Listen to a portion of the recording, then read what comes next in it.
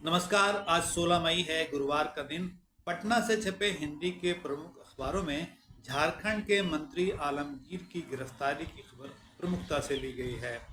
कांग्रेस के इस वादे को भी अच्छी जगह दी गई है कि अगर इंडिया गठबंधन की सरकार बनती है तो गरीबों को 10 किलो अनाज दिया जाएगा।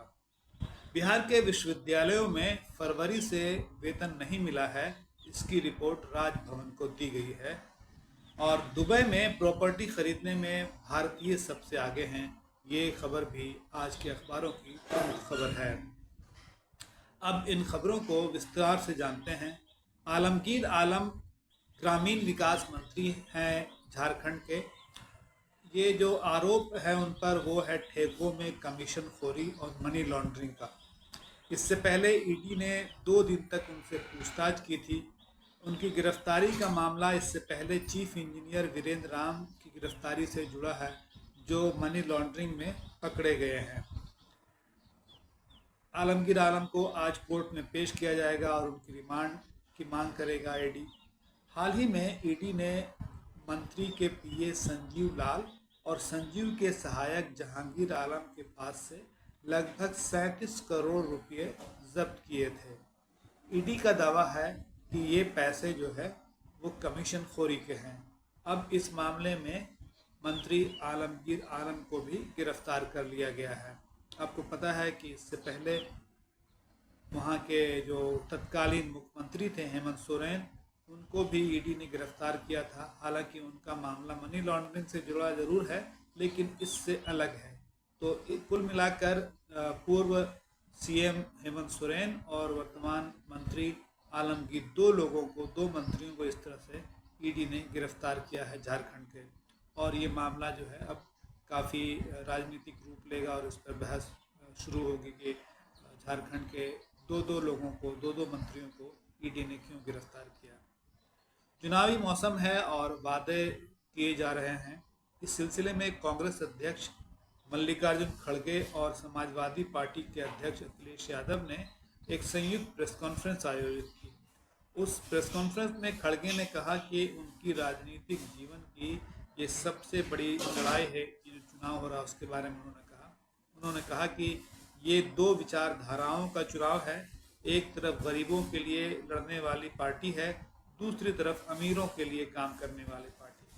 उन्होंने कहा मोदी जी 80 करोड़ लोगों को मुफ्त अनाज देने का दावा करते हैं।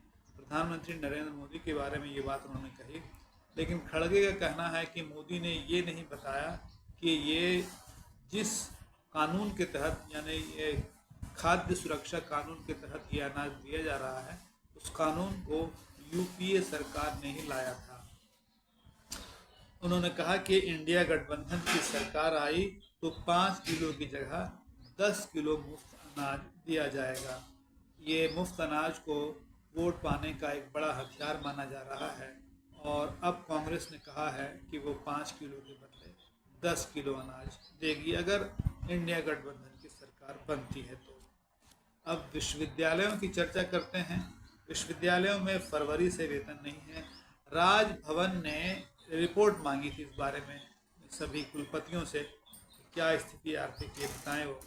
विश्वविद्यालयों ने बताया कि जनवरी से पेंशन और फरवरी से वेतन मद में कोई राशि राज्य सरकार ने नहीं दी है। हालांकि ऐसा नहीं है कि वेतन और पेंशन नहीं मिला, क्योंकि वो आंतरिक स्रोत से जो है विश्वविद्यालयों ने उसका भुगतान कर दिया है, लेकिन ये हाईकोर्ट के निर्देश पर हुआ। लेकिन सरकार की ओर से जो पैसे देने चाहिए वेतन और पेंशन मद में, वो पैसे नहीं मिल रहे हैं। आपको पता है ये एक लंबा मामला है। जब जो ये हैं के पाठक जो मुखिया हैं शिक्षा विभाग के, तो उन्होंने विश्वविद्यालयों के कुलपतियों की बैठक बुलाई थी शुरू में, और उस बैठक में कुलाधिपति जो राज्यपाल हैं, उन्होंने कुलपतियों को ये निर्देश दिया था कि वो अपना मुख्यालय नहीं छोड़ें। इस वजह से वो उन बैठकों में शामिल नहीं हो पाए। जब कुलपति बैठक में शामिल नहीं हो पाए तो शिक्षा विभाग ने सभी विश्वविद्यालयों के खातों को फ्रीज कर दिया और वेतन पर भी रोक लगा दी। अब जो है हाईकोर्ट का आदेश तो हो गया है, उसके तहत मीटिंग भी हुई है और आंतरिक संसाधन से विश्वविद्यालयों ने भुगतान भी कर दिया, लेकिन शिक्षा विभाग की ओर से पैसे नहीं दिए गए, ऐसा कुलपतियों ने राजभवन को भेजी गई रिपोर्ट में कहा है। अब चर्चा करते हैं दुबई में प्रॉपर्टी की। बताया गया है अखबारों की रिपोर्ट में कि दुबई में संपत्ति खरीदने के मामले में भारतीय पहले नंबर पर है। यहाँ 29,700 भारतीय कुल 35,000 प्रॉपर्टी के मालिक हैं। यानी अकेले दुबई में इतनी प्रॉपर्टी है भारतीयों के पास, और इनकी कीमत 17 अरब डॉलर बताई गई है। Centre for advanced defence studies ने दुबई में विदेशियों की संपत्ति के बारे में ये बात उजागर की है। इसमें काफ़ी संख्या में पाकिस्तानी भी हैं। दुबई में प्रॉपर्टी खरीदने के मामले में पाकिस्तानी दूसरे नंबर पर हैं। 17,000 पाकिस्तानियों के पास 23,000 प्रॉपर्टी है।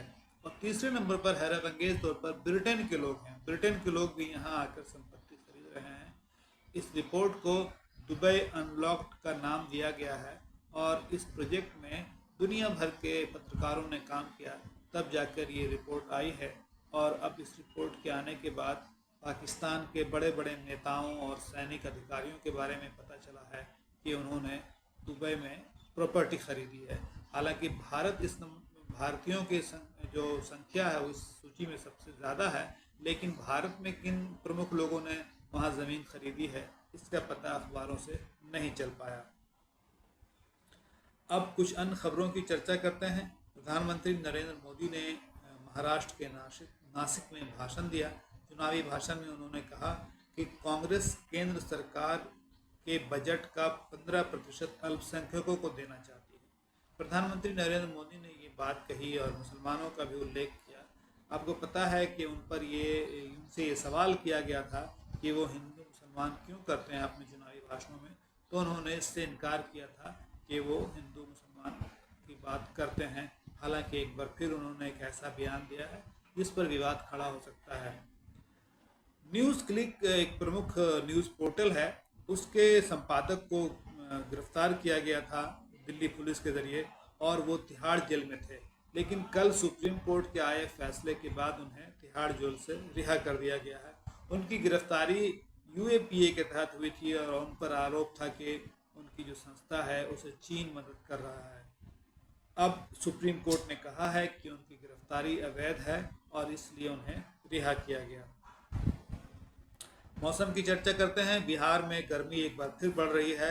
अखबारों के अनुसार 18 जिलों में तापमान 40 डिग्री सेल्सियस से अधिक हो गया, और आज के बारे में बताया गया है कि आज और अगले 2-3 दिनों तक बिहार में लू चलेगी। इस बीच ये खबर भी दी गई है कि 31 मई तक मानसून जो है वो केरल पहुंचेगा। एक और अंतर्राष्ट्रीय खबर की चर्चा करते हैं। स्लोवाकिया के पीएम रॉबर्ट फिगो को बुधवार को गोली मार दी गई। हालांकि वो गंभीर हालत में हैं और अभी अस्पताल में भर्ती हैं। वो भीड़ में थे और उनके बारे में बताया गया है कि वो चौथी बार वहाँ के प्रधानमंत्री बने हैं।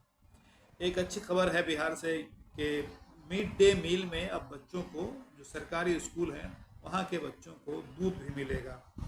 ये जो है सप्ताह में एक दिन इसकी व्यवस्था होगी।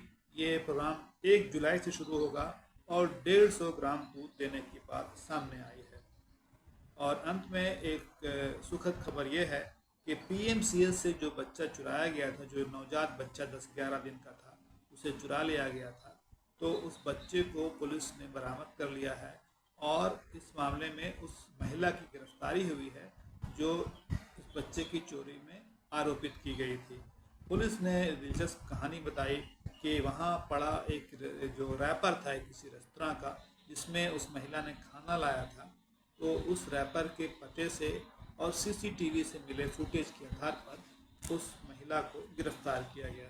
तो अगर पुलिस चाहे तो बहुत स्मार्ट तरीके से काम करके इस तरह से अपराधियों को पकड़ सकती है, इसमें कोई दो राय नहीं है। ये थी आज के अखबारों की प्रमुख खबरें।